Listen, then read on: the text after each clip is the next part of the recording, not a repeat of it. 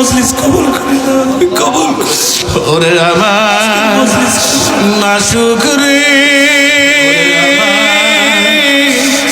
ওরে আমার মাওলা রে, ওরে আমার মাওলা রে, একা একা কেমনে থাকবো কবরে, একা একা কেমনে থাকবো কবরে। আমার দরদের মাওলা, তোমার কুদরতি নজর দিয়ে তুমি তাকাও, তোমার কত মাহবুব বান্দারা শুরু দিয়ে তোমার মাহফিলটা কেন যেন নজর মেলে মনে হইতেছিল।